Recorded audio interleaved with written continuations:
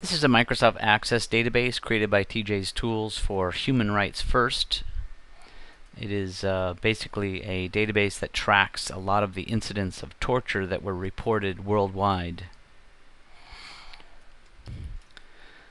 There are several screens that are similar, and the major difference between them is the color here in the upper left.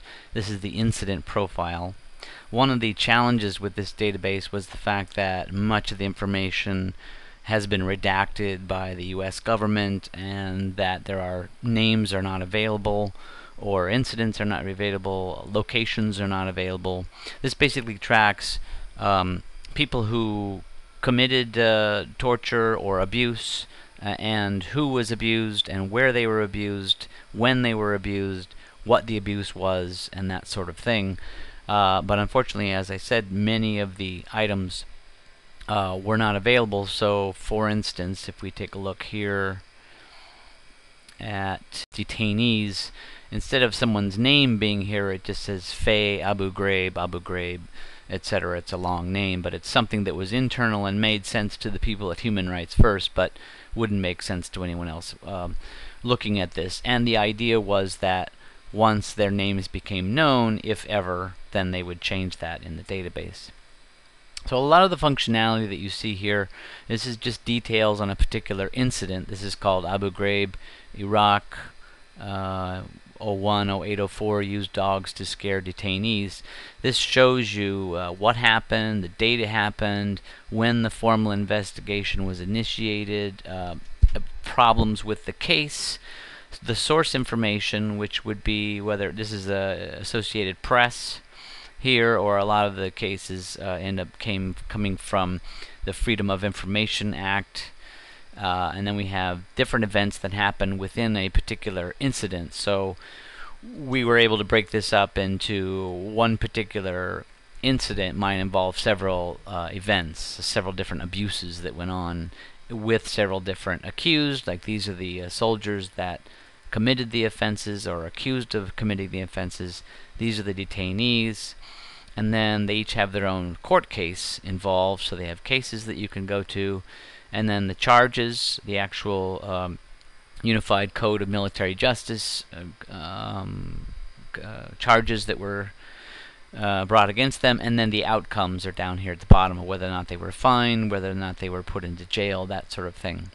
Each one of these lists is designed to be able to take you to another screen. So if I want to know more about Cardona Santos, I double click on this screen, and I'm bringing to this purple screen, and this is a profile of the accused. So this is the person who committed, who is alleged to have committed this act, his name, his rank, his service, what unit he was belonged in, who his lawyer is, different notes that can be added by the people at Human Rights First. This is actually a database for Human Rights Watch as well, so it's a combined effort.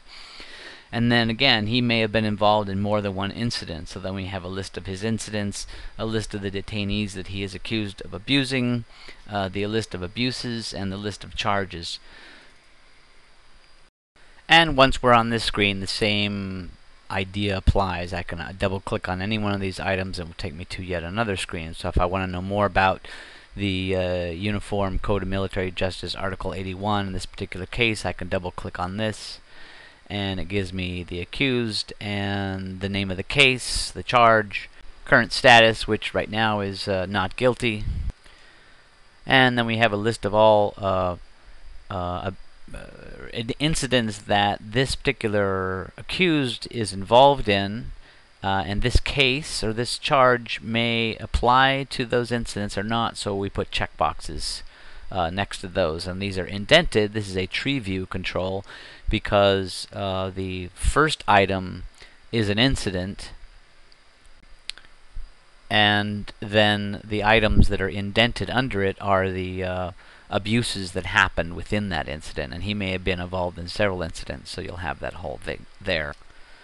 So most of these screens are similar. You double click on them and you get to more detailed information about each of these items, but the more difficult item was how to actually create an incident, which is the main item or what we call entity of this database, and that would be where we go to the Add Event screen. And this screen is a little bit too big to actually fit in this video, but I'll move it around here. But so we have a list of all the possible locations, that is, accused who could have been involved in the incident, all the list of possible detainees that could have been involved, and then all the different abuses that could have been involved.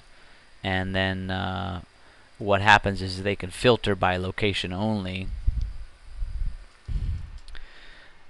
And then once you select a bunch of these items and you have them all selected, you can click on this green down pointing arrow, and that will actually create the entire incident. And a lot of the screens have these help buttons here, which aren't actual HTML help files the way you would normally do with Access, but they're simple little boxes that pop up and give more information about how to use the screen. So that's a simple overview of this database that we created for Human Rights First. Thanks for watching.